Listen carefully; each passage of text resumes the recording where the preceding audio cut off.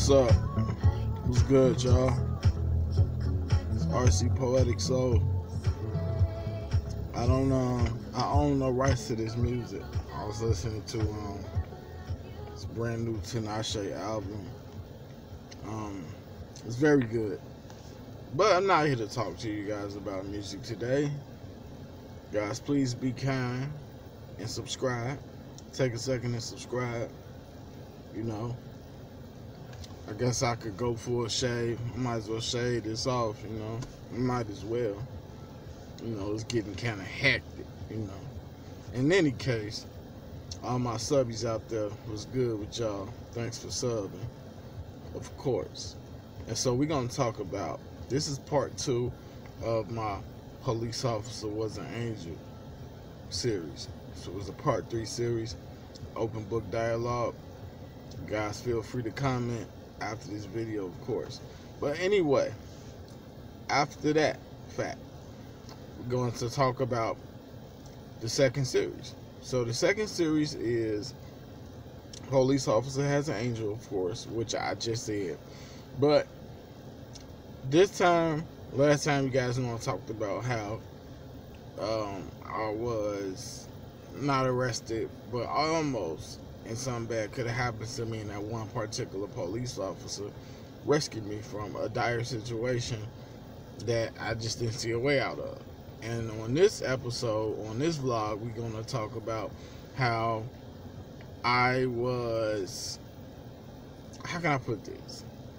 Okay, so back in the day, of course, we'll start with that. Back in the day, I was, I'm going to estimate I was probably like about 20 or so, and I was just unleashed. Maybe I was 19 or 20. I was just unleashed to the streets, a year or two removed out of high school. Was kind of really just trying to get out there and see what everything was about, trying to get out, trying to move around, trying to, go places. And I linked up with a bunch of people, groups, crowds. One day we were packed in the SUV deep. I was a driver. Nighttime was upon us. We was just cruising along, and music rocking and loud talking, and if it was something else of other substances, I shall not get into that.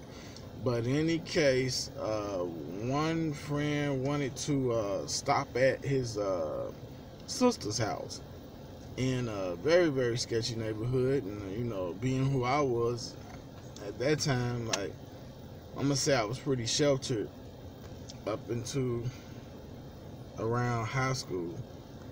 But I need to put some damn lotion on. But in any case, because I just feel kind of like I just need some. Just need, put some lotion on. But in any case, we was going over to his sister's house. And I was saying I was kind of sheltered. So when I got out of high school, I was, over here, over there. And as we went to this friend's sister's house, it's about maybe 5, 6 of us. And y'all know that's a no-no. You should never, I don't know how young you are watching this video, but if you are watching this and you get your license or getting your license or have your license and you, I'm going to say under 21, you should exercise, discretion at all times. Never ride with a lot of folks in the car. Probably no more than 2. No more than 3 tops. Why? Six of us in the car. We all of the Negro complexion. And guys, what happens is we get pulled over, in the sketchy neighborhood, and the police saw us go past. They instantly hit that U. They hit it real fast. Came on up behind us, flashed their lights, something in my eye. What?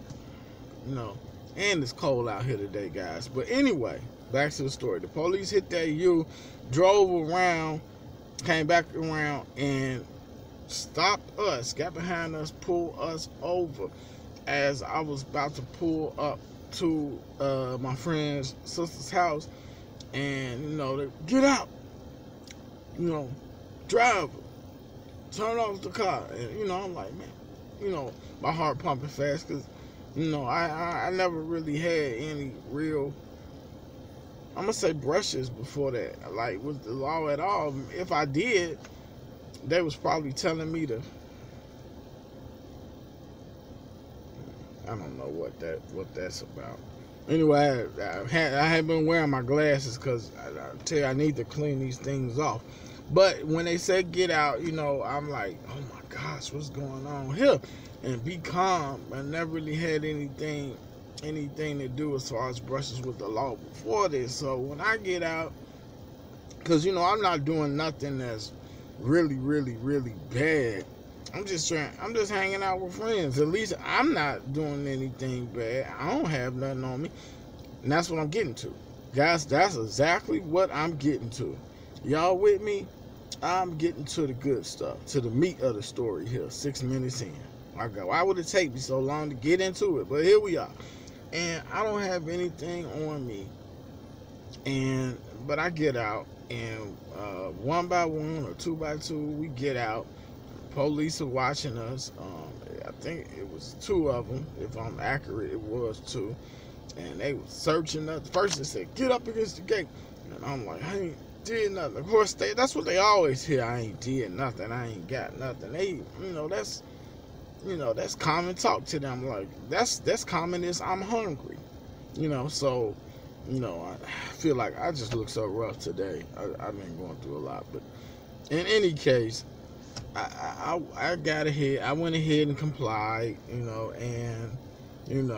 everyone else complied. Everyone else did what they supposed to do, and I was pretty, confused as to why we was getting pulled over, and they didn't give 110% explanation, only saying that, oh, you guys look like y'all up to something, and you match your vehicle, all that XYZ talk. You look like you match your vehicle in the area. So they got us up against the fence or the gate, a black gate, and searched all of us, all 6 of us. And they told some of us to sit down on the curb, and I'm thinking to myself, I'm like, oh my God, man, what's going on? I was like, man, my pop's gonna kill me, yo. And I'm thinking like he gonna kill me. But in any case, fast forward this story some, they were saying things like, you guys got anything on you? And I had nothing. And somebody else got caught with a pocket knife, but nobody else had nothing on them. So they confiscated the knife, and I'm thinking, man, we going to jail, we going to jail, we going to jail. Because I don't know what nobody have. If somebody get in your car, pat them down, or if all else fails, make sure you tell them to be upfront and honest with you. Like, be upfront and honest with me. If you hanging or rolling with somebody that you just not sure about, or you just don't know, make sure they ain't got nothing.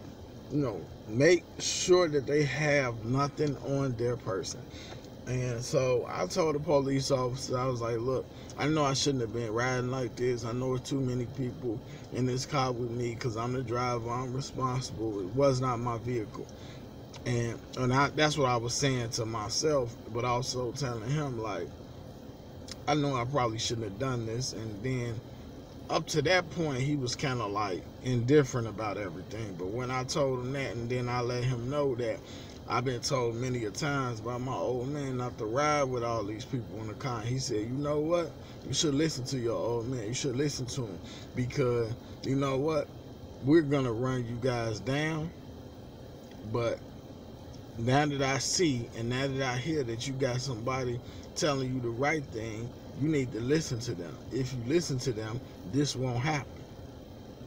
So I heed what this officer said to me, because before that, I'm thinking, damn, we going down. Somebody got a weapon. It's just a pocket knife, but a weapon is a weapon. And, the other officer was chastising that person. And somebody else that was in the group kept saying, man, let us go. We ain't did nothing. Woo, woo. And, one thing with me is I learned early. And this has nothing to do with compliance, but I learned early to just try to disengage the officer. Don't ever try to escalate things by running your mouth really know more than you need to. And if you have something positive to say, or if you have something that you know that will make the conversation go a little bit smoother, then of course apply that.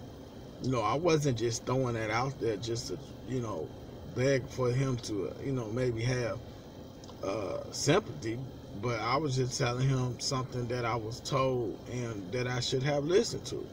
And that basically, because he had the cuffs out and stuff like that, and he was telling me, sit tight and everything, and when I had that conversation with him, it just totally changed just the whole thing, and we all went free. I mean, even they confiscated pocket knife from the friend that I had, but we all got to go free, and for me that was a victory. I don't know where they at in their life because I don't associate with them no more, but on that day that was a victory. That was a W, because it could have went worse, because people get ran into the police station for nothing. So that was a big W that day, because and since that day I never rode with no more than 3 people in a car unless it's family. If it ain't family, with all y'all range, different ages, unless it's kids and stuff, then that's understandable. Then yeah, the 4 people, 3, 4, 5 people is understandable, kids and family. But when you just hanging out with your partners and friends and homies, to all y'all young kids out there, it is not a good look to be packed 4, 5 deep in the SUV truck. They think you're doing something. You searching for some trouble. Or as the people say, hit a lick.